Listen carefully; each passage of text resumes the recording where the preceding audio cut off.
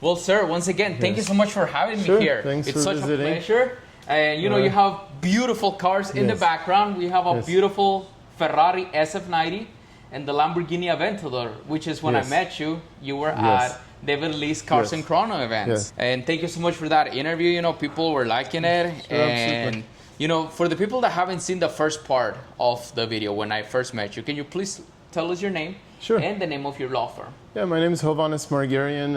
It's called the Margarian Law Firm. We basically handle exclusively automotive litigation, lemon law, dealer fraud, so issues with car defects and issues with dealerships. Okay. That's what I've been doing for 19 years now. 19 years. Here in LA? Yes, here in LA. Amazing. Well, California-wise, wide. So everywhere in California, we take cases everywhere. So you need the license that you have only covers California territory? Yes, right now that's the license that I've had covers only California. I'm in the process of getting a few more so I can expand into a few other states. Okay, amazing. So, you know, I didn't want to just randomly think of any questions, so I wrote them down. I took my time. I can see you did some prep. I did, because I also went into your Instagram, and I didn't want to ask the same questions you know, that other people have asked you. So, you know, I wanted to ask you about like your beginnings, about your first case. Can you tell us about your very first case? Yes. What was it? Did you win? How did you feel? Were you nervous? How was that experience overall? The first case ever. First case ever was outside of court. It was a friend to whom I had sold the car because I used to be a car broker.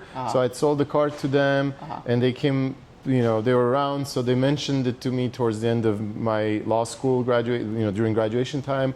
They're like, well, the car you sold me was not good.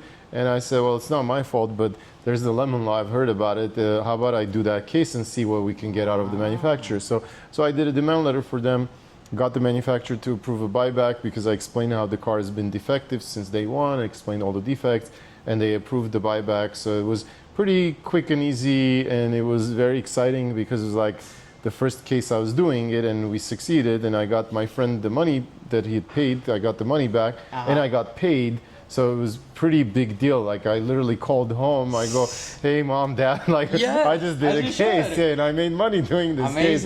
I got paid doing this case. So this works. Like being a lawyer works. So that was my first case. Your first taste of success. Yes, the first case in court was actually very unique. I haven't talked about this for a long while. Guy came in, he had a Mercedes he had bought for like $120,000, $130,000 used, and then he had discovered that the car had been in an accident, so he was suing the dealership, a local Mercedes dealership, for failing to disclose to him that this car had been in a prior accident. He had litigated this thing with another attorney for 2-3 years and was getting nowhere, and the attorney was ghosting him. So I looked into everything. We had this 3-4 hour consultation till like 10 p.m. I literally remember he came in with a box of documents. I went over everything, and I go, well, I know theory. This thing sounds like a clear-cut fraud case. So we could sue for the difference in value. We could also sue for getting a full refund because you would not have purchased the car if you knew about this accident. So there's like a second theory under which you're saying, I don't want the car at all, so I want all my money, not just the fact that this car is worth 20 grand less. I want all my money back. So I go that, and also under the fraud, you can get 9 times the damages, so you could get 9 times the 20,000, so 180,000 plus attorney's fees under the California Civil Remedies Act, which says if a consumer is harmed, you can get your attorney's fees paid separately. So kind of a side note, everything I've done from day one has been under these consumer statutes that allow me to represent consumers and make the other side pay my fees. Amazing. So since I didn't have experience, I figured who's going to pay me out of pocket, right? I got to do something where I'm being helpful and they're not paying me because they're not going to take a risk on a new kid just, you know, of course, you were building your credibility. Yeah. So I focused on that type of law, and I've been doing only that ever since. So that's kind of how it unraveled. And it obviously worked. Well, but going back to the first hearing, I read everything. I hired this attorney who had 30 years of litigation experience to guide me through the case, what to do, what it is, and so forth. First hearing was a motion to dismiss the case because it turned out the first attorney had filed the lawsuit. He didn't go through the proper procedures in court. He got the case in such a bad condition that the other side had filed a motion to dismiss. They had, I think, won that motion. He had dismissed the case. Then he had refiled it 2 months later, which you're not allowed to do that. So a complete mess. He was clueless about what he was doing. And this was like an attorney with 10, 20 years of experience who had done this. And then the second lawsuit was about to be dismissed. And that's when I stepped in. And then after like days of researching, I figured out this is what's going on. Because it turned out he didn't have the papers for the second case. My client didn't know that there was a second case. Wow. So I will go in, I argue, you know, all the case law I could find, all the public policy arguments as to why this case needs to be reinstated. And I actually have the transcript from that first hearing because I had a court reporter type it out. Wow. Yeah. And the judge turns to my client and he goes, you have this amazing lawyer who's passionate, articulate, like he knows everything. But he goes, I'm sorry you didn't hire him earlier. I can't change the rules. And then he turns to me, he goes, counsel, you know I cannot change the rules because like this case has been butchered and ruined. He goes, you know what you can do, you need to do, but I'm going to have to dismiss this case. So we stepped out. Client goes, what did he mean? I go, well, there's malpractice. That's what he means, you know? Yeah. So it kind of brings me to the point where I was like, okay, all these attorneys who have experience, but they've been all over the place, they haven't done a good job. Being a lawyer really boils down to doing a good job, to knowing the law and executing correctly and winning. And this is my first hearing, and this judge is telling me I'm doing a good job. You must have felt so proud. Yeah. So proud of yourself. And we did the malpractice case, which I always shy away from malpractice theoretically because I get approached a lot on that topic, right? Like, oh, my attorney is doing a bad job, this, that. I take a very fair and honest approach. I go, give me a little bit of info. And most of the time I end up telling the client, just be patient. He's not doing a bad job. Gotcha. This litigation takes time. He's doing X, Y, Z. Occasionally it's a situation where I can tell they're being misled. I go, no, this is not how this manufacturer acts and this is not how these cases go. So if he or she's telling you the following, then you need to run away. You don't even have to hire me, but I don't recommend you stay with this person because what they're telling you and what's happening, and I can look up the case status online. And I could tell, well, this is what's happening, and this is going down the drain. So you need to do something about it.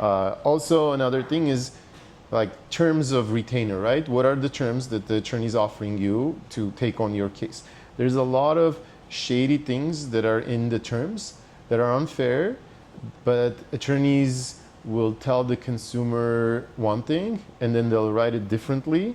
And when you read it, because you don't have the experience, you can't really tell if you're getting ripped off or not. Right. So you sign it, you take it on. When those clients get frustrated and come to me and I look at the case and the expected outcome, and then I look at the retainer, I go, this is going to end up being really bad for you. Because the way this retainer is written in the, you know, if there's 5 ways that the case can settle, I know it's going to settle version 5. In which case you're going to get $100 and the attorney is going to charge you 10,000, and I can tell this is how this case is going to end, right? But right away, the attorney is telling you it's going to be option A most likely. But I go, no, factually, you're not option A case-wise. You're going to be option D or E, and it's going to be bad for you. So you need to bail out, get someone else, fix the situation. Now, if the retainer is drafted fairly, then I'm like, okay, this makes sense. It's option C, and this is what's going to happen, and he's doing a right job. Should let him finish it. Whatever happens is fine. So there are little nuances on that topic. In a recent interview, someone asked you what manufacturer is the one that you usually had to deal with the most, and then you said McLaren. McLaren. But I'm wondering for a more common car, you see all the time on the road, maybe a used car that's $50,000 or less. Which car do you think people should absolutely avoid? It's really hard to say avoid because these cars come with features, luxury features, which are very useful, but that's also the reason why they are prone to be more defective. So, the more technology, yes, the more problems. For example, GM cars, new generation cars, they're really awesome. They're equipped with a lot of fun tech. But then they give glitches. So if you want to avoid and just get a car that's gonna be bulletproof, get a Toyota, get a Honda, right? So I'm sure those are the ones that you never see in your cases. We see them, but not as many times. Not as often yet. But if you want the high-end technology performance, then you're going to want to buy that hybrid or that electric car and that fancy one with the gadgets, that Porsche, the electric Porsche, or you want to get the high-end Land Rover, and you're going to have problems. Most likely, you're going to have problems with those cars. Definitely. So I think it's kind of a give and take. It also depends on your luck if you end up with a good one or one that has issues. Of course. Yeah. With 19 years of experience that you have, is there like a red flag that instantly tells you that a car is a lemon? No, nothing like that in terms of day one, right? When you're going to buy a car for you to spot it. Other than the obvious. Sometimes people go in and the check engine light is on and the sales guy says, oh, don't worry about it, that's nothing, we'll take care of it. You just buy this car, we'll take care of it. Well, A, you can already tell it's defective. B, we may have a problem winning that case. I mean, it's going to be a bit of a challenge because they could come back and say, well, you knew that this thing had this issue since the beginning and we told you we'll take care of it, so why are you suing us now? We will overcome that issue, but why get into that? Of right? course. So things that are obvious. So as a general rule, things that are obvious and visible cannot be a basis for a claim. So if I'm buying this car and I see this is cracked, I cannot buy it and the next week sue and say, well, this was cracked, you didn't tell me. Yeah, no, you acknowledge. You could have seen it. So either you did see it or should have seen it, then you're kind of waiving it indirectly. Because it's like the general notion is if you care about something, you're going to have some level of attention, you're going to pay attention to it, right? So if you don't want to walk around, you go in, you're like, yeah, this car, whatever, and you're looking away and you say, I'll sign up. That means you don't care, right? You don't care how it looks, you don't care if this is misaligned or if the other side door is pink, you don't care. You're just saying, yeah, this car. At that point, it's just negligence. Yeah, you're being negligent, so you can't really blame them. Of course, absolutely. Do you have you ever been on a case where someone bought a lemon car on purpose and was trying to make money out of it? Sometimes we get that feeling from people. So generally people don't tell us that, but sometimes from the way people ask questions and so forth, and they insist, you kind of get a feeling or this notion that is this guy doing this on purpose, okay? I really shy away from those type of situations because I like helping the genuine client. Of course. But at the same time, I can't tell. So it's not my job to be judge and say like, why are you trying to lemon your car? If you're telling me it's got issues and you're giving me the paperwork, then it is what it is. If you come and tell me you messed with your car and here's the paperwork and you think that you got a perfect case, I will not take your case. Because you're telling me you did something fraudulent, you're literally pretty much a criminal because you're trying to defraud the manufacturer, and you're now telling me to take on that case and participate in your fraud scheme. I don't want to have any of that. Now. Yes, I don't want to do it. I don't want to be involved in it. Kind of the side question to this that people ask me, they go, well, the lemon law is so broad and a lot of people take advantage of it. The reality is the following. As a society, we have to have a set of rules that protect people in bad situations.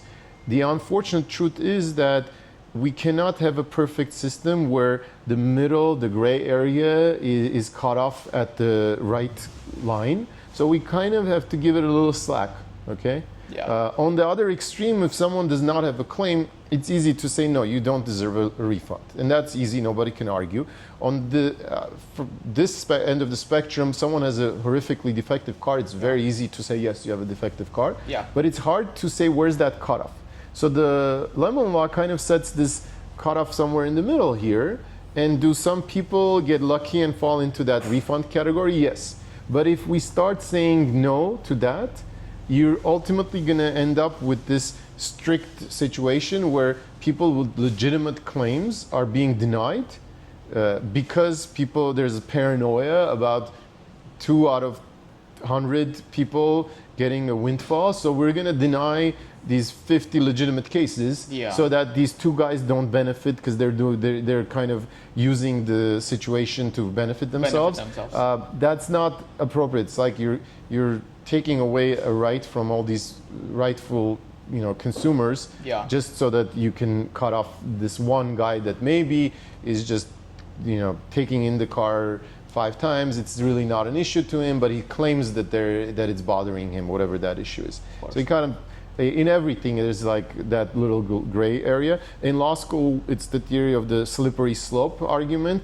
You cannot keep going that route because it's risky. You have to give room for society to have rules. So you need to learn a little bit of, would you say it's important to learn a little bit of human psychology to get into this field? Because you deal with all kinds of people. Yes. And you have to learn when they're lying or when, so you think that's important to learn human psychology? I think that's very important in probably every field where you're dealing with consumers. And in law, in all types of litigation, that's very important because when I consult the client and I'm prepping for the case, I'm anticipating all the stages, pre-lit, filing the lawsuit, client getting deposed, going to trial, client testifying on the stand. Well, if you come in and you can't look me in the eyes and you're very sketchy and you're asking me these weird questions and you don't How much money am I going to make? How much money can I make? And you're not answering my questions about the facts. You're saying, oh, that doesn't matter. No, I'm not going to talk about this, that. Well, you're not going to be able to testify. Right. So right off the bat, I know I can't go the distance with you. And I'm still not going to judge you and say, well, I'm not taking your case. But I'm going to say, look, based on everything I'm seeing here, I can go this far in your case, but I can't go beyond this. Of course. Like if you've got if every second word is a cuss word and you have tattoos that say die and this and that, I can't get you into a deposition because as much as I don't care what you did to your face, but if we do the depo, they record you and they're going to judge you and they're going to say, well, the odds are the judge is going to be biased and think you're some shady guy. Stereotypes exist for a reason. The same thing applies to very expensive cars. So a lot of times people say, oh, you only do expensive cars. In reality, we do very few expensive car cases. And I don't want expensive car cases. I rather have a very affordable car case because does the jury feel sympathetic towards a guy who has $20 million cars and on his 21st one, he doesn't like something about it and wants to get a refund? No, they're not going to be really sympathetic. So in that case, I have to really have a strong factual basis for the claim. It has to be a solid case. Yes. But if you're talking about a $30,000, $40,000, $50,000 car and it's a family car and you're young, you have kids and this and that, and you could barely make that payment, then and it's got these issues, then the jury is going to be sympathetic. I'm going to be sympathetic. The judge is going to be sympathetic. So we have a good chance of recovering that refund, right? That's crazy. That perspective changes things. Yeah, because we sometimes we have very wealthy clients who keep arguing in the wrong direction. They're like, well, just tell them I don't care about this money. It's about the fact that this. I go, no. You can't go tell the judge and the jury that you don't care about $500,000. Yes. That no one's going to believe that. Yeah. Secondly, if you don't care about it, they're all going to say, and I'm going to say, then just go home. If you don't care about it, go, I'm going to be the first one to tell you that. Yeah, of course. Are leases protected by lemon laws? Yes, so lease, purchase, finance, all cash, doesn't matter how you acquired the car. As long as you bought the car brand new with the warranty just starting out, the day you drove off the lot, you're covered by the lemon law. Amazing. Which is why I recommend, I always tell people, don't buy a used car, like a 6-month-old car. You're saving a few grand, but you're throwing away your rights. And if this car happens to be defective, you're not covered.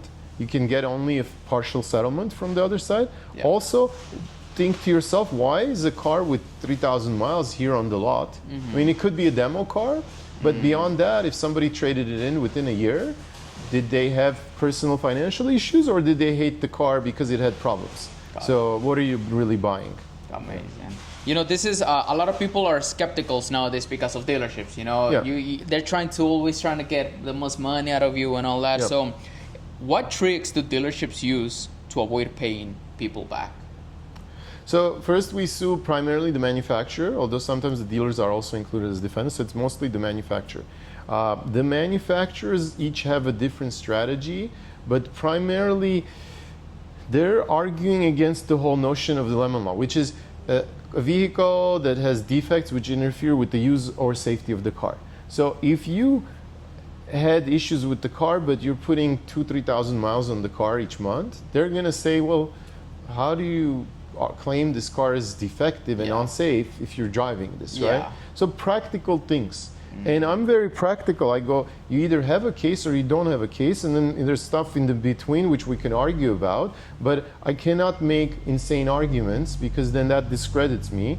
You know, I cannot go and say this car was horrible, despite the fact that you bought it a year ago and you've put 40,000 miles on it, and it's been in the shop for 20 days. No, this is not a lemon. Of course. You've had inconveniences, yes, but is this car a lemon with 40,000 miles in 1 year?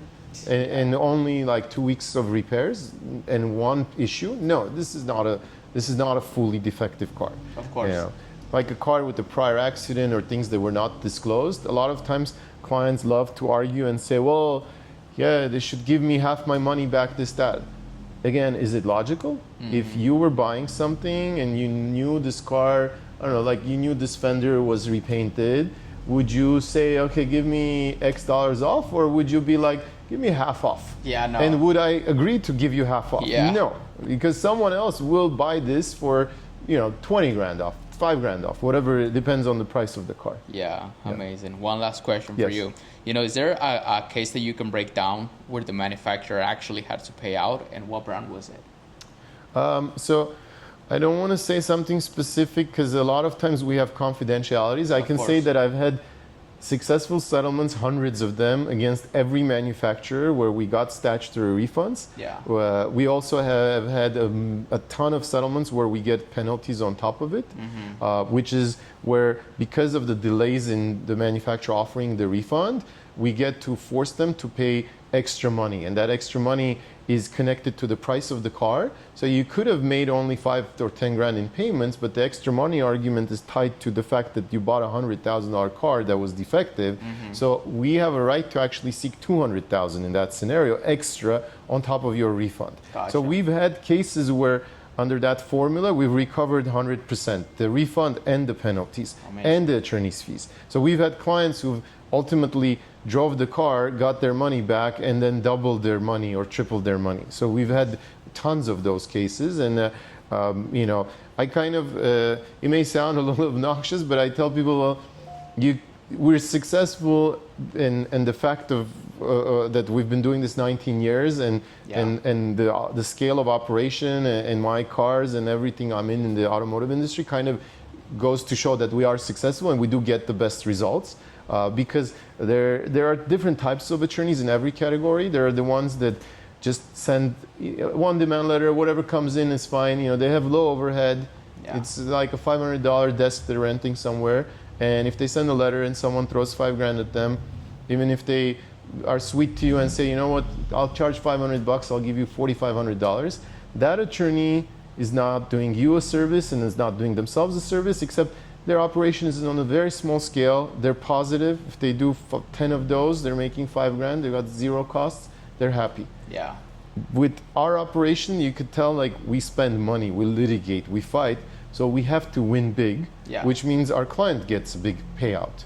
So that's the structure.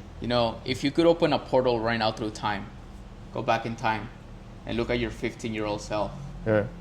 Do you think he would believe what you've accomplished? And what would you tell that 15-year-old version of yourself? The best advice, something that you wish you could have known at that age. Everything I did it because of my parents encouraging me, then my wife pushing me and just being supportive. She's with me, we're partners, like she's an attorney too, so we do all these things. I always had this drive to do this. It's just at every stage, the people around you encourage you. It was my parents, then it was with my brother, then now it's with my wife. So I followed my passion. So follow your passion.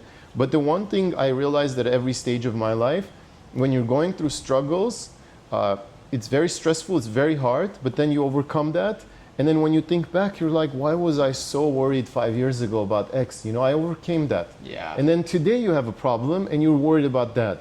If you kind of start seeing this pattern and realizing, you will overcome that. Okay, whatever struggle you have right now, you will overcome it if you stick to it. You have your vision, you don't quit, you continue, you get to the bottom of it, you will be fine. So that helps me now, for example, to try to be less stressed about the things that I need to overcome, because I've gone through that pattern, where you have $5 in your pocket and you're worried. You're like, all I have is $5 in my pocket. And then one day you have $1,000 and you're thinking, why was I worried about the $5, right? Yeah. And so that's kind of what it is. So staying positive. Amazing. Thank you so much for your absolutely. time. I appreciate that. Thank you so much. Visiting. And we'll go ahead and link his social media down in the description below. Go ahead and subscribe, like the video, and I'll see you guys on the next one. Thank you so much, sir. Appreciate that. Thank you for visiting.